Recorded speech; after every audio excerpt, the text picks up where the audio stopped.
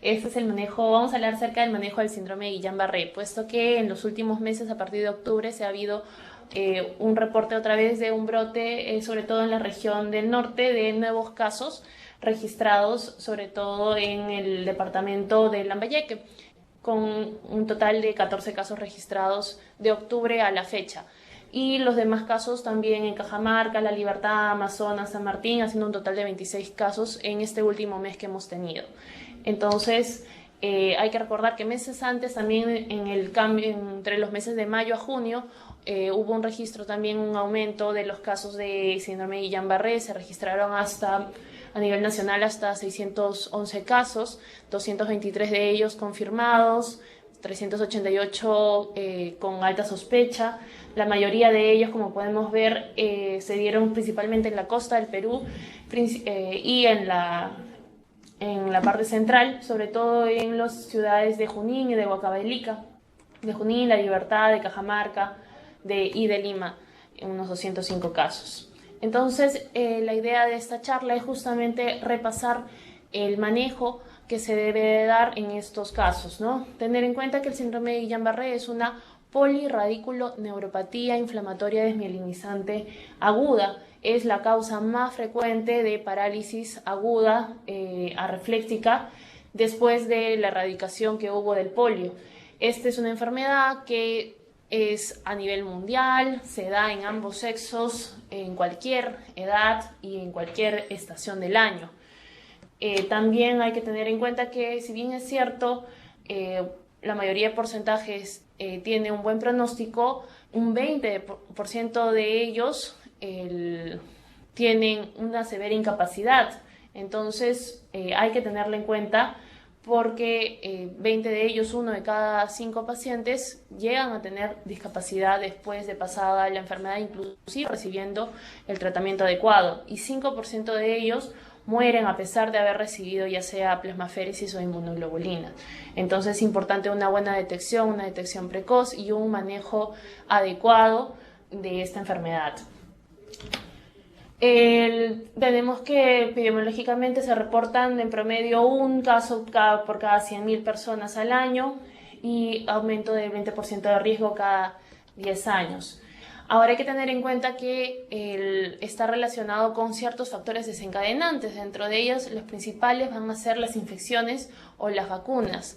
Las infecciones, si bien es cierto, tal como su nombre lo dice, y eso hay que aclararle muchísimo a la población, son factores desencadenantes más no causantes, ¿no? El hecho de que tengan una infección o que estén precedidas por una infección, ya sea principalmente gastrointestinal o respiratoria, no implica que sea un agente causante de la enfermedad, pero sí tiene cierta relación, porque se ha reportado que en aproximadamente el 60% de los casos con síndrome de Guillain-Barré, a la hora de realizarle la anamnesis, ¿no? Comúnmente esos pacientes, previo en el último mes o sobre todo en las últimas 3 semanas previas al inicio de los síntomas, han presentado algún tipo de infección gastrointestinal o respiratoria, o han sido vacunados también en el último mes. Dentro de las infecciones relacionadas, las más frecuentes a nivel de literatura es la del Campylobacter jejuni, que se reporta hasta un 30% de los casos. Sin embargo, no es la única infección relacionada. Estamos viendo que tanto virus, bacterias, inclusive enfermedades autoinmunes o pacientes que cuentan con patologías neoplásicas, principalmente el linfoma Hodgkin, también tienen relación con esta patología. Dentro de los virus puede ser VIH, varicela zoster, Epstein-Barr, y hay que tener citomegalovirus, también es uno de los más importantes. Pero en Perú, lo que se vio en los 2 últimos años, cuando hemos ido mandando las muestras para ver qué agente patógeno podría estar relacionado, pues ha habido una buena cantidad de casos relacionados a enterovirus en Perú. Entonces, también pueden ser causadas, mejor dicho, pueden ser desencadenadas por una vacuna previa dentro del último mes, y dentro de ellas la más relacionada va a ser la vacuna contra el H1N1. Con respecto, hay que tener en cuenta siempre la clínica, los signos y los síntomas. Los primeros síntomas que suelen presentar estos pacientes van a ser los parestesias o los adormecimientos, que refieren ellos sobre todo a predominio distal, ¿no? Ya sea comúnmente de forma primero en miembros inferiores y luego va ascendiendo, pero esto también puede variar, ¿no? Pero lo que más característico es esas parestesias, esa debilidad a nivel sobre todo distal, comúnmente asimétrica, progresiva, suele progresar desde las 12 horas hasta el primer mes, hasta los 28 días, en donde puede ir progresando la enfermedad y que se asocia a una hiporreflexia o arreflexia. Y que, como dijimos, estaba como antecedente importante una infección respiratoria gastrointestinal en los últimos días hasta el mes previo y una vacunación también previa, ¿no?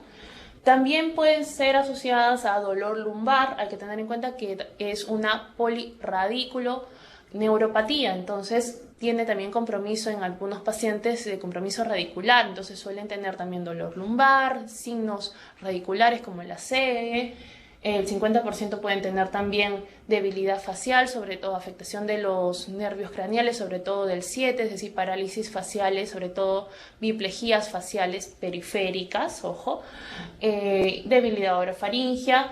30% de ellos llegan a comprometer la parte respiratoria, inclusive necesitando estar en ventilación mecánica. 15% pueden tener debilidad oculomotora, inclusive retención urinaria, porque estos pacientes hacen también disautonomía, sobre todo a partir de la tercera semana. Un inicio no tan clásico como es el de los miembros superiores, ¿no? Que también se ve bastante frecuente, no tan, yo creo que más en el 10% inclusive, o a nivel de cara. Entonces, la debilidad va a ser variable, se ven debilidades que pueden ser solamente no limitarlos tanto, hasta inclusive llegar a postrarlos, llegar a estar en ventilación mecánica, con falla respiratoria, ¿no? Eso va a variar. La asociación, pero sí que se asocia sobre todo a parestesias a nivel de manos y de pies, y disautonomías también comienzan a presentar esos pacientes, sobre todo a partir de la tercera semana, dentro de ellas o bien taquicardias o diferentes arritmias, hiper o hipotensión ortostáticas, ilio, retención urinaria e inclusive en pocos casos, pero pueden llegar también a la muerte súbita. Más raramente papiledema, mioquimia, signos meningios, cambio de estado mental, ¿no? Entonces, para tener un diagnóstico de síndrome de Guillain-Barré, comúnmente lo que hay, dijimos, era una debilidad progresiva en las 4 extremidades asociadas a una hiporreflexia o arreflexia, y que comúnmente progresa hasta las 4 semanas, ¿no? Dentro del primer mes. Luego suele haber una fase de meseta estacionaria y donde tras el inicio de terapias, pues luego suele remitir y haber una mejoría del paciente. También no suele haber mucho compromiso sensitivo. Puede existir también compromiso de nervios craneales, especialmente el séptimo, es decir, que esos pacientes pueden tener parálisis faciales periféricas. La recuperación que comienza en el curso, sobre todo después de las 4, hay una meseta de, como dijimos, después de iniciado el curso. Puede haber disautonomías, taquicardias o arritmias, hipertensión, fiebre. No se suele asociar, mejor dicho, fiebre. Hay aumento de proteínas en el líquido cefalorraquídeo que se dan sobre todo después de la primera semana, pero que es también asociado a un recuento celular menor de 10 células comúnmente, ¿no? Ahora hay que tener en cuenta también qué cosas nos alejan un poquito del diagnóstico. Dentro de ellas, que haya una asimetría, sobre todo en la debilidad, que haya una disfunción intestinal desde el inicio o una retención urinaria desde el inicio o muy persistente, o que haya a la hora de hacerle la punción lumbar un recuento celular muy elevado por más de 50 células, ¿no? Eso nos hace sospechar que tenemos que comenzar a buscar otras causas que no sean Guillain-Barré, obviamente, como diagnósticos diferenciales, ¿no? Entonces, en sí el síndrome de Guillain-Barré es la polirradículo neuropatía desmielinizante aguda, que es, digamos, que la presentación más clásica que hay, pero también tenemos otras variantes, ¿no? Como la neuropatía axonal motor aguda, como el síndrome de Miller-Fisher, como la encefalitis de Bickerstaff, ¿no?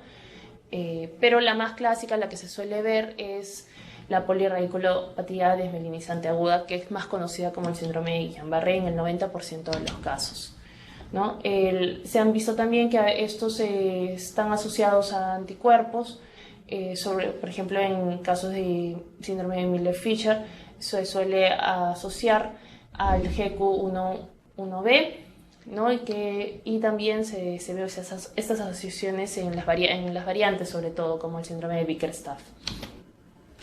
Con respecto a los exámenes auxiliares que nosotros realizamos, son dos los principales, ¿no? El líquido cefalorraquídeo, es decir, hay que hacerle una punción lumbar a estos pacientes, y una electromiografía y velocidad de conducción nerviosa, un estudio neurofisiológico, ¿no? En el líquido cefalorraquídeo es importante realizarlo porque se va a ver una disociación albúmino-citológica. Esta disociación quiere decir que hay aumento de proteínas con poco recuento celular. Comúnmente ese recuento celular suele ser no más de 10 células, máximo realmente 50 es considerado lo que esperamos, pero si es por encima de 50 hay que sospechar que tenga otra patología, no Guillain-Barré.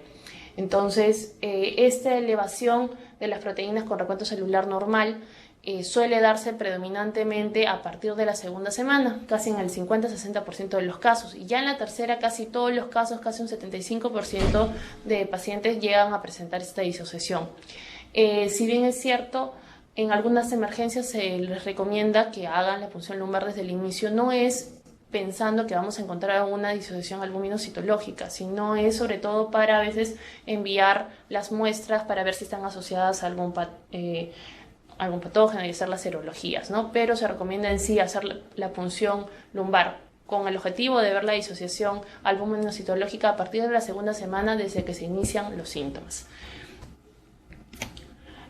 También vemos que, como dijimos, las células comúnmente van a ser hasta máximo 50 células, no tiene relación con la severidad del cuadro, si es que tiene más o menos pleocitosis, y lo que también nos va a servir van a ser los estudios neurofisiológicos.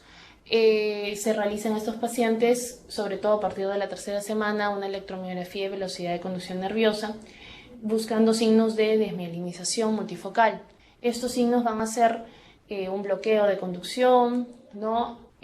Sobre todo con latencias distales prolongadas, con amplitudes también distales disminuidas, con un enlentecimiento en la velocidad de conducción, que sobre todo se va a dar a partir de la tercera semana. Y vamos a ver también reflejo H ausente por la misma reflexia que tiene, ¿no? Y las ondas F también ausentes. También vemos que el patrón de sural va a estar conservado en el 95% sobre todo de los pacientes. Ahora, con respecto al diagnóstico diferencial, sí, hay que tener en cuenta que siempre en los pacientes hay que ver qué otras opciones podría hacer, ¿no? De acuerdo a la clínica, principalmente a los signos, a los síntomas, al examen físico y a los estudios que hagamos auxiliares, ¿no? En algunos casos puede ser confundido por una encefalitis o una meningitis o una mielitis transversa, ¿no? También puede ser un caso diferencial con otro tipo de neuropatías periféricas, como las neuropatías ya sea por porfiria o polineuropatías de los pacientes críticos, o deficiencias de vitamina B1, o alteraciones metabólicas, inclusive como hipocalemia, hipofosfatemia, hipermagnesemia, hipolisemia. Entonces, obviamente esos pacientes también deben de tener una analítica, un hemograma, ¿no? También reactantes de fase aguda. Hay que solicitarles electrolitos, ¿no? Glucosa, urea, creatinina, o viendo si es que tienen también alguna patología de fondo. También suelen confundirse con enfermedades de la unión neuromuscular, como miastenia, como botulismo, como intoxicación por órganos fosforados, o a nivel, inclusive con enfermedades a nivel muscular, como la polimiositis, la dermatomiositis o la rabdomiolisis. Y lo más importante para diferenciarlas va a ser obviamente la historia clínica, el examen físico principalmente y posteriormente los exámenes auxiliares. Pero con un buen examen físico, con una buena anamnesis, creo que podemos ir enfocando hacia qué patología da, ¿no? Con respecto al tratamiento, hay que tener en cuenta que estos pacientes deben de recibir medidas generales y también los modificadores de la enfermedad. Con respecto a las medidas generales, hay que tener en cuenta que estos pacientes, el 5% de ellos mueren de sepsis o por TEP o por infartos. Entonces, algunos llegan, inclusive dijimos un 20% ya a estar en ventilación mecánica, ¿no? Por lo tanto, hay que saber cuándo hospitalizar estos pacientes, cuándo van a requerir un paciente que tenga criterios de ventilación mecánica o de ser hospitalizados en la UCI, y que estos pacientes probablemente también vayan a tener disfunciones o disautonomías, ¿no? Y con respecto a los modificadores de la enfermedad, lo que vamos a ver son los que tenemos, ¿no? Como la plasmaféresis y la inmunoglobulina. Entonces, ante un paciente con una sospecha de diagnóstico de síndrome de Guillain-Barré, lo que hay que ver es la clasificación. Para esto nos va a servir muchísimo la clasificación de Hughes. La clasificación de Hughes es esta de acá. Entonces, es bien importante que todo el personal de salud que trabaje, sobre todo en emergencias, medicina interna, maneje esta escala, porque de acuerdo a esto es que vamos a ir viendo qué tipo de manejo va a requerir el paciente. Entonces, la escala de Hughes va de 0 a 6 puntos. 0 es totalmente sano, que camina, que corre, hace todas sus actividades, ¿no? El 1 son signos o síntomas menores de neuropatías, capaz una debilidad distal, ¿no? Pero que le permite realizar sus actividades, que le permite inclusive correr sin ninguna dificultad. Hughes 2 es que tiene la capacidad de caminar sin soporte, sin necesidad de agarrarse ni de bastón ni de nada, por lo menos unos 5 metros, pero que es incapaz de correr correr por este tipo de distancias, ¿no?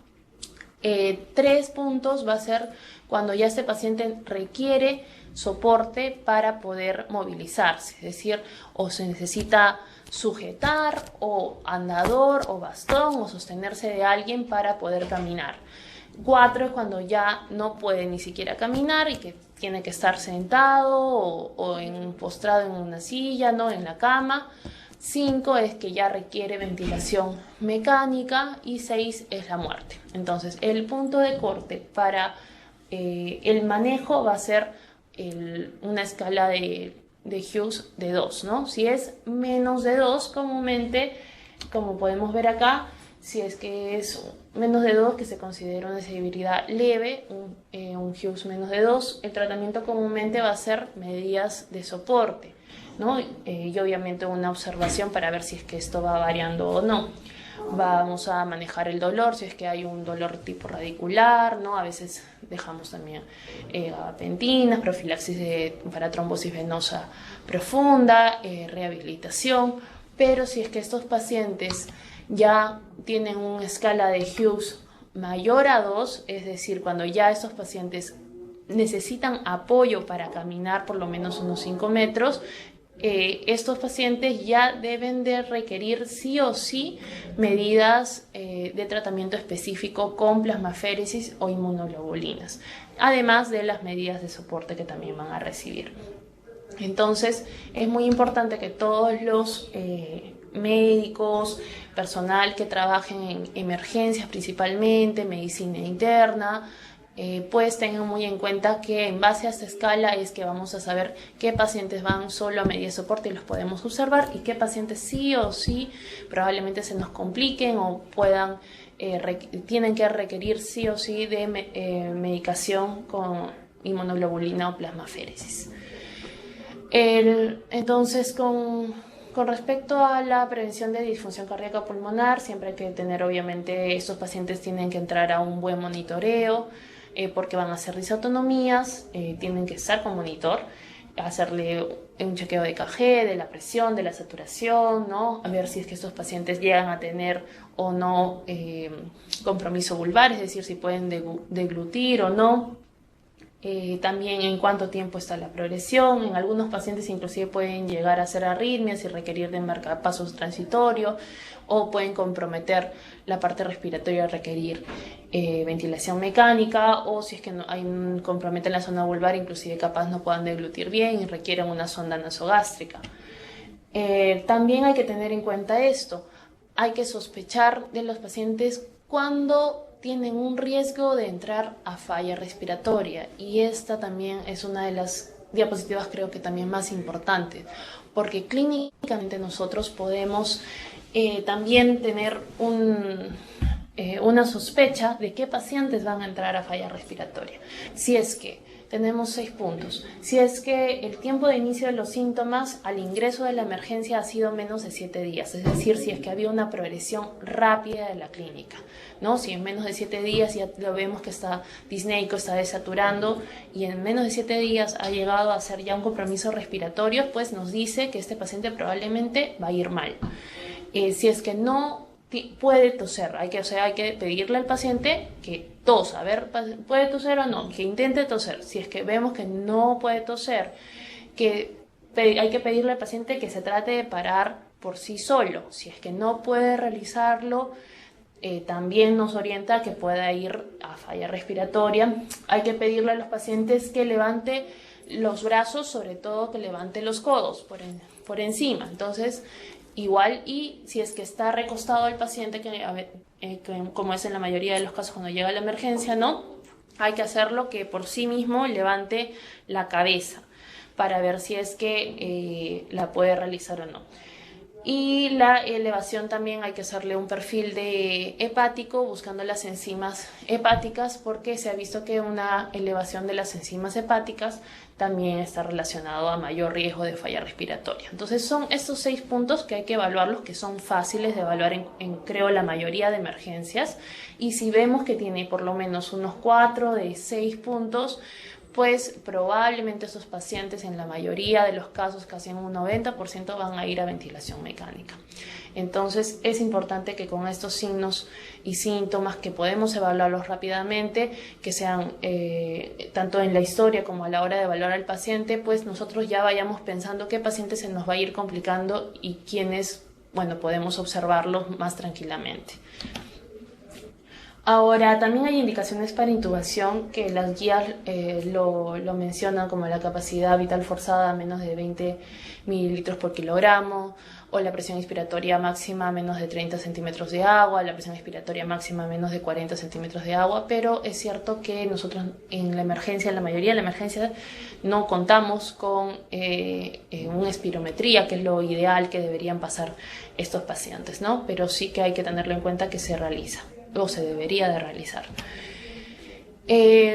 También hay criterios para ver si es que estos pacientes van a hacer un síndrome de distrés respiratorio. Si es que tienen un criterio mayor o 2 menores de los siguientes, pues probablemente estos pacientes vayan a presentar un síndrome de distrés respiratorio.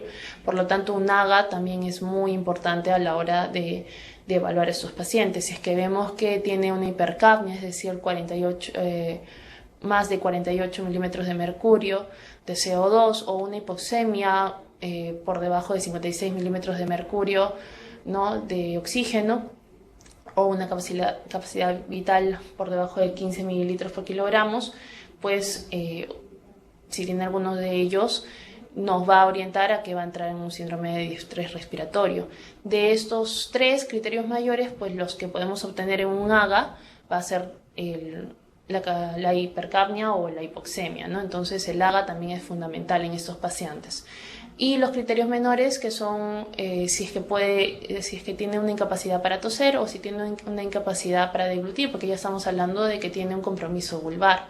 Entonces también estos pacientes probablemente hay que tener cierto cuidado con ellos, ¿no? Y si ha presentado también atelectasias. Entonces la escala de Hughes es la que mencionamos, en donde el punto de corte va a ser el 2, ¿no? Si aquellos pacientes que tienen clínicamente pueden caminar y sin soporte, pues son considerados como una escala leve y podemos observarlos, darnos el tiempo de ver cómo van, ¿no?, durante la hospitalización. Pero aquellos que ya vemos que no pueden caminar o que necesitan caminar con cierto soporte, pues esos pacientes ya tienen una escala de Hughes moderada y obviamente van a requerir una medicación más específica con inmunoglobulinas o plasmaféresis.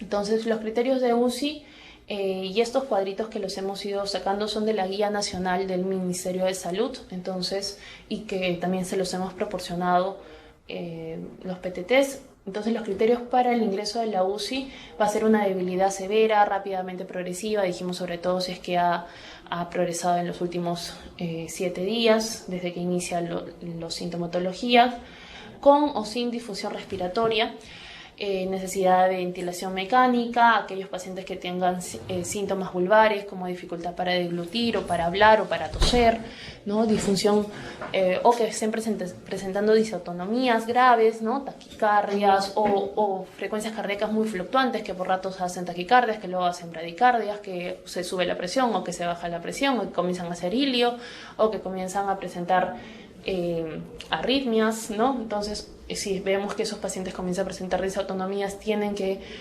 ir a la UCI para ser monitorizados. Alta probabilidad también si es que requieren ventilador mecánico por la escala que le mencionamos también, ¿no? Con respecto, como esos pacientes que a veces están asociados a trombos, a TBPs, entonces tienen que recibir prevención de embolia pulmonar, ya sea con heparina subcutánea o con medidas compresivas, ¿no? Y si presentan, dependiendo si van a presentar disautonomías, pues hay que tenerlo siempre en monitoreo y dependiendo de si presentan o no hipertensión o hipotensión, pues también tener un manejo de ellos, ¿no? Si es que hay una hipertensión sostenida, se recomienda sobre todo el uso de nitroprusiato, de labetalol, y si hay hipotensiones ortostáticas, sobre todo el manejo con fluidos y fenilefrina. En taquicardia, si es una taquicardia sinusal, comúnmente es una observación, no se requiere tratamiento, y si llega a haber bradicardias muy persistentes, inclusive en algunos se puede considerar el uso de marcapaso temporal, ¿no? También pueden tener esos pacientes retención urinaria o ilia. Si es que presentan dolor neuropático, comúnmente la indicación es iniciar gabapentina o en algunos pacientes carbamazepina también.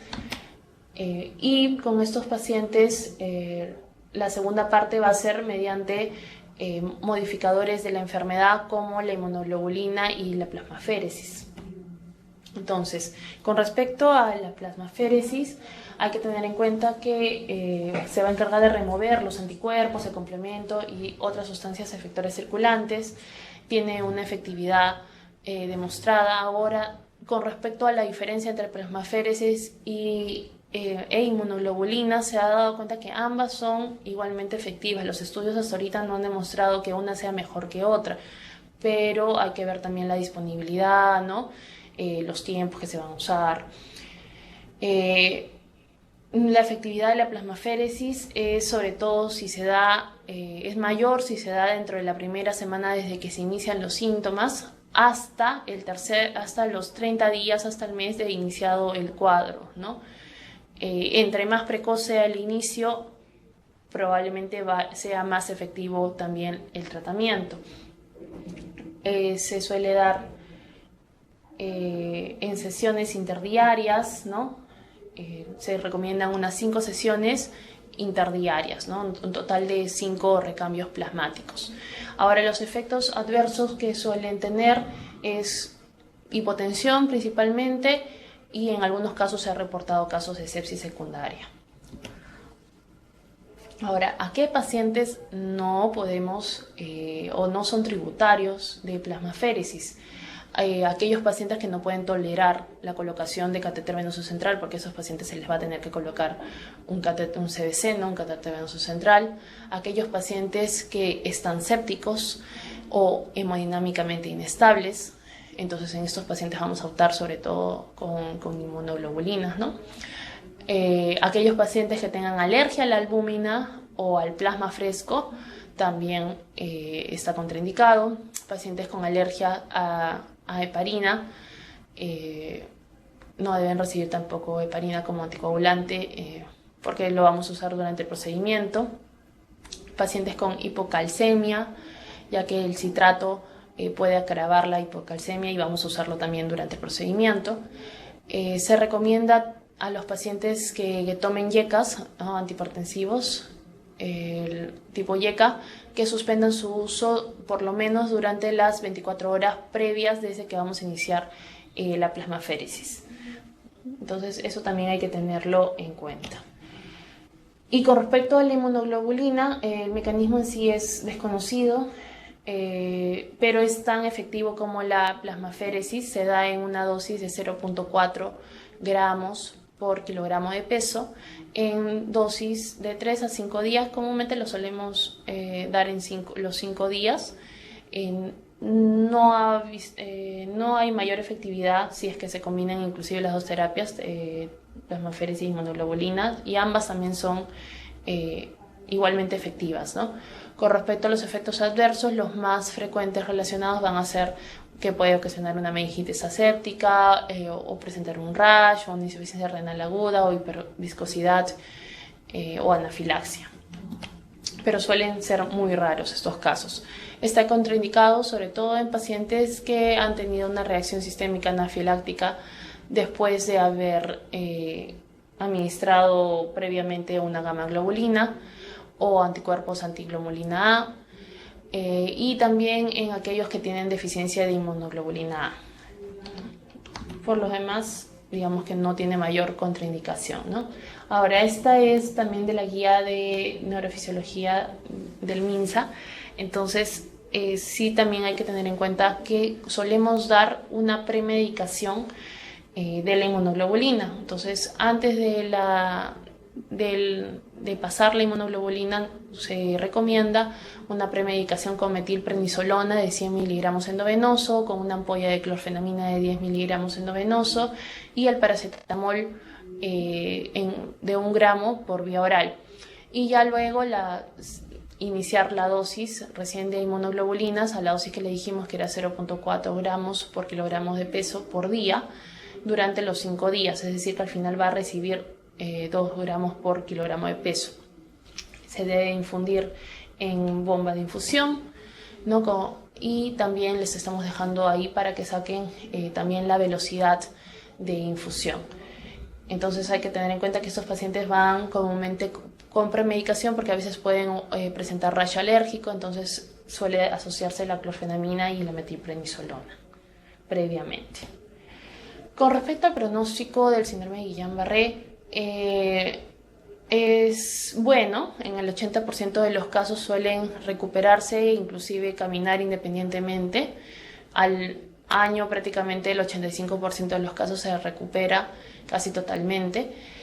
Y la fuerza, con respecto a la fuerza, también al 60% al año llega a recuperarlo casi totalmente. El 14% suele tener secuelas, ¿no? Sobre todo para la recuperación de la fuerza.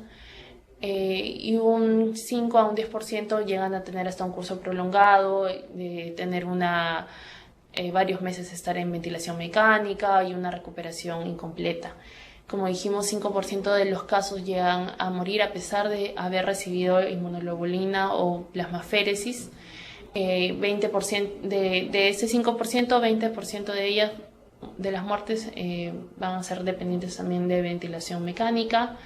Y otros casos de muerte va a ser o complicaciones comúnmente, ¿no? Un síndrome de distrés respiratorio o una sepsis o una trombosis o un infarto súbito. Pero en general la mayoría de los casos suele tener un buen pronóstico. Y bien, eso sería todo.